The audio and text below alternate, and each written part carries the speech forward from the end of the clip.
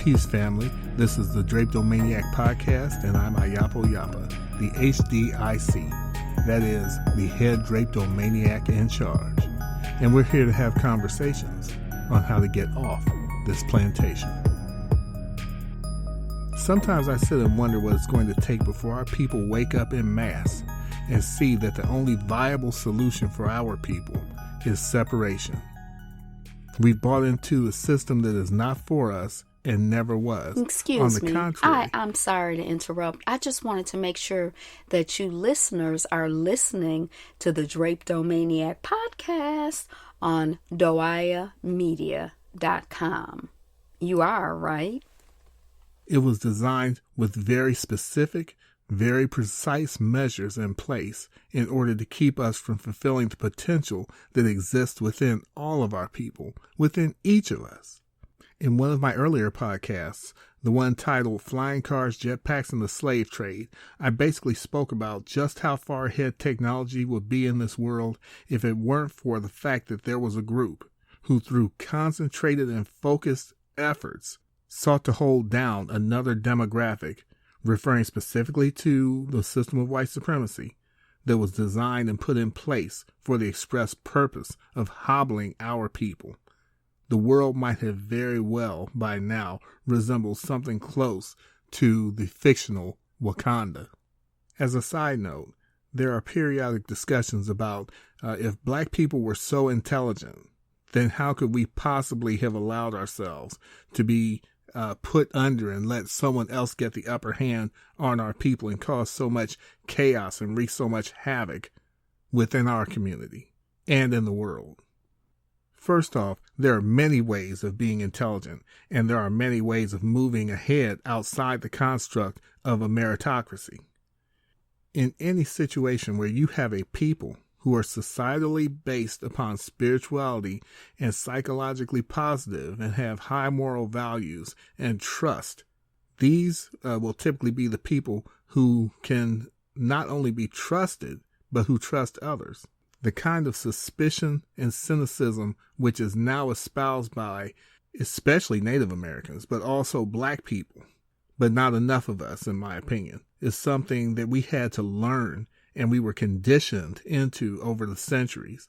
These things did not exist originally as our default, but now, through experience and epigenetic memory, we are now leery of the people who have oppressed and marginalized us and terrorized us for hundreds of years, and continue to do so. But in these centuries, there was plenty of time to take advantage of our goodwill and default propensity toward trust and seeking others as members, or treating others as members of humanity. But if you want an insight into whom and what we're dealing with, we need look no further than the journals of Christopher Columbus himself, who wrote, quote, "They," and he's speaking to the people that he first came in contact with in the West Indies, "they are artless and generous with what they have, to such a degree as no one would believe him who had not seen it. Of anything they have, if it is asked for, they never say no, but do rather invite the person to accept it and show as much lovingness as though they would give their hearts." Close quote. And he also said, quote, "With 50 men, they can all be subjugated and made to do what is required of them." Close quote. This is with whom we're dealing.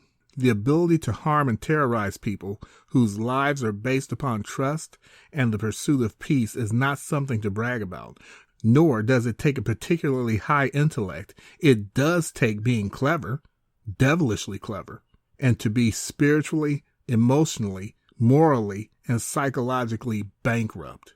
The most disturbing part of it all is that due to our proximity toward these toxic proclivities, we have adopted the warped thinking that has infested the rest of the world like a cancer.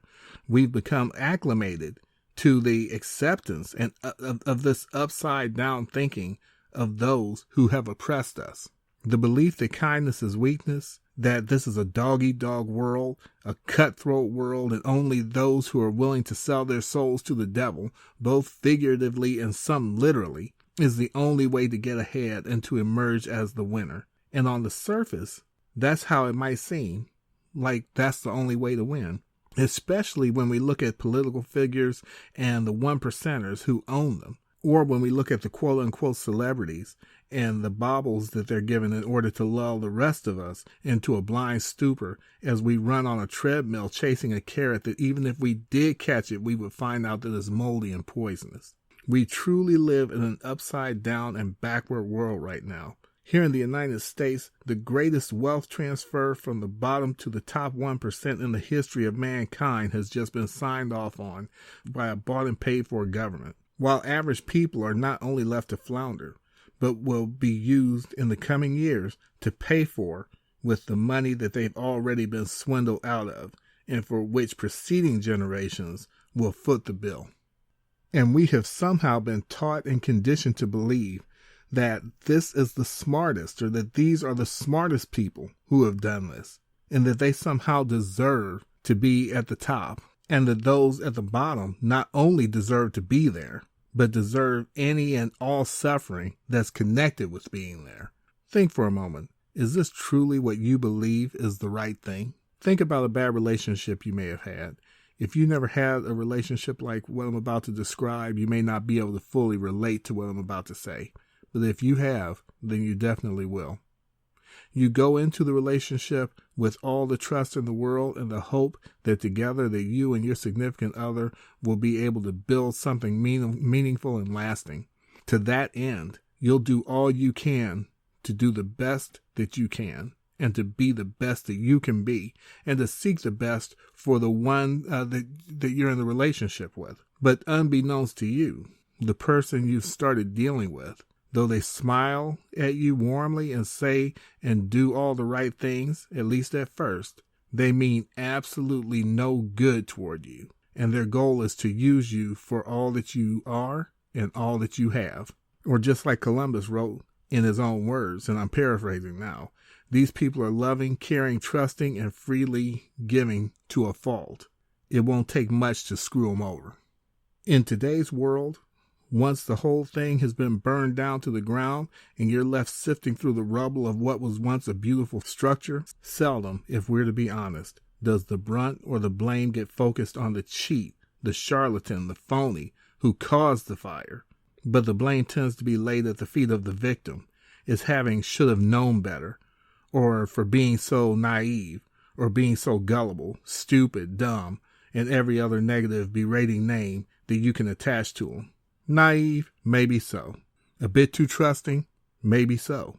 But I submit that many times people end up in these situations because they are trustworthy. They trust because they are trustworthy.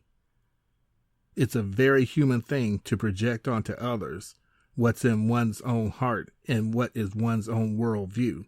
We've all seen it. People who are always so worried about someone stealing from them are actually the ones who are thieves in their own heart. People who are consumed with the belief that their significant other is cheating on them are actually the ones who are sneaking around cheating every chance they get. And by the same token, people who tend to trust others are the same ones who would never break a trust. These are virtues, in my opinion, not something to look at and say, see how dumb they are? They deserve what they got. That said, make no mistake, the politicians, business people, and celebrities who use us nonstop and do all manner of evil to us view us in that same way. They think, look at those rubes. We treat them like crap, talk about them like they're less than we are, and openly make fun of them and laugh at them and insult them. And they continue to vote for us. They continue to buy from us, and they continue to promote and support us with their dollars and supporting our lifestyles. If they're that dumb and gullible, they deserve to be at the bottom. That's what they think of us. This is the same process that happens in one-on-one relationships. If you have, say, a man who's stepping out and basically useless, but the woman does all she can to stand by her man and doesn't leave, do not fool yourself. He not only has no respect for you, but feels whatever evil that he does is justified and that you deserve it. And that works vice versa. Women do that to men also. And that perhaps is the most tragic aspect of the entire thing to me, Being cutthroat and morally bankrupt has been turned into a virtue, while being trusting with eyes wide open with optimism is seen as a deficit. How far have we fallen? So what destruction has been caused by this system of white supremacy? Fukushima is something that we're able to see and measure for those who take the time to look for it and measure it. We're dealing with a demographic that has destroyed the ocean and takes no responsibility for it. Just as that kind of devastation has been visited upon the people of the world, so has the breakdown in human compassion and a genuine, untainted consciousness of what true humanity is supposed to look like. Because of being blinded by materialism, people now value things more than lives. Greater attention is given to those who seem to have a bunch of stuff than those who have little, but speak the greatest truth. We've been sold a bill of goods by a group that had to use materialism as their standard for class, culture, and status, because once removed from that construct, one finds that they have little to nothing to offer in comparison to what black people bring to the table and have brought to the table for century upon century. Now, there's something coming over the horizon, and we definitely want to get in front of it. We want to get in front of this wave. White people are presently in a growing state of revolt, and it is only going to get more intense before coming to a head. They've been taken advantage of and completely screwed over by the government that they were once dependent upon for their privilege. And now, more and more, they're seeing that everything that was done and everything that was being done to our people for centuries was now more or less just a template for what's in store for them. In short, the quote-unquote average white person is starting to receive the same treatment black people have been receiving for decades. Now, I say decades because I mean recent history. I didn't say centuries, because nothing will ever reach the levels of terror that was visited upon our people and continue to be so. Ever. So it's just in the past decades that they're starting to receive what our people have always received. But I say again, as I have said many times before, the plan of the elitists was always to take the rights of and then to enslave everyone who is not one of them. They had the luxury of time and patience on their side, and the resources to be able to implement their plans slowly and methodically in a way that would receive little to no pushback. So they put their apparatus in place and for years angled it so that the only people who suffered under the weight of it was black people. And as long as the quote-unquote average white people thought black people were the only ones who were suffering and were the only ones who would continue to suffer, they, en masse, sat back and did absolutely nothing to stop it from happening, or to stop it at all. They very consciously watched black people suffer, endure mass incarceration for little or no reason, get murdered in the streets by uncontrolled militarized race soldiers, and to be hassled, accosted, and harassed 24/7, 365 days a year, 366 days a year during leap years. And they did nothing. As a matter of fact, the ones who remained silent did nothing to rock the boat of their privilege, and many cheered full-throated for the government and society that visited this wickedness upon black people. But now the tables have turned and the chickens have come home to roost, and the average white American is seeing what the 1% and the government actually thinks of them. As Gunnery Sergeant Hartman said at the beginning of Full Metal Jacket, and I'm going to edit this a little bit for content, there is no racial bigotry here. Here, you are all equally worthless. That's how the government and the elitists have always viewed the people, and now the veil has been lifted. In the coming days, we will hear more and more of an outcry among white people that we all need to come together and we all need to fight so that we can be free and to fix this system. Don't fall for it. Sure, we could fight shoulder to shoulder and seek to make things right, whatever that means, but don't be fooled. Just as with the story of the scorpion and the frog, it is time that our people let it sink deep into our minds and consciousness who and what we are really dealing with. And what we're dealing with are a people who are easily frightened, easily triggered, and who have no loyalty to anyone but themselves. And even that is tenuous. Once the crisis is averted, if it ever could be, then slowly, and maybe even not so slowly, once the danger has passed, things will go right back to the status quo, because what we must understand is that they cannot deal with us on an equal footing. It would be like two racers, one who is far faster than the other, but both are being sabotaged by the third party who seeks to beat both of them. So the two who want to play fairly agree to stop the cheater. Once they both stop the cheater, the one who already had no hope of winning against the other one, who is faster than them to start with, is going to start thinking to themselves, wait a minute, I got rid of the other problem, the person who was trying to stop both of us, but I'm still left here with this guy who I can't beat.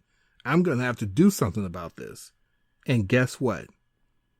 One morning, the faster racer wakes up with both his legs broken.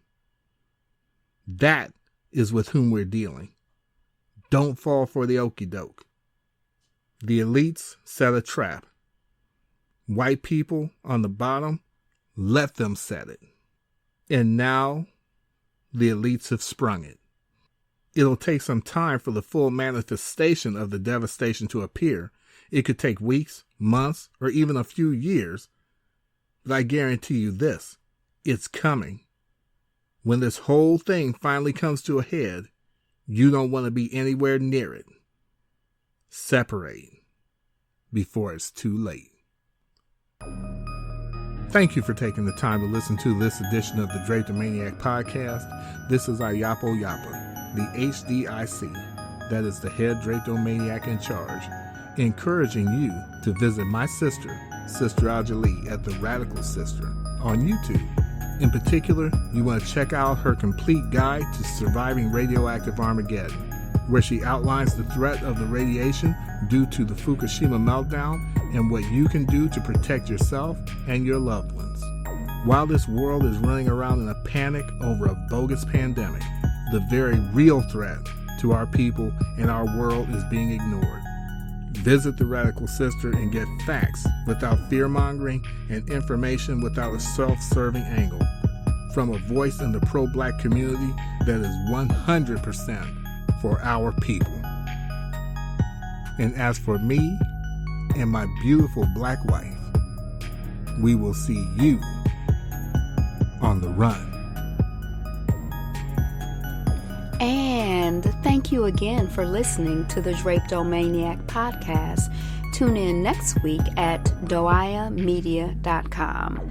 DOEAIAMEDIA.com. And again, we'll catch you on the run. Peace.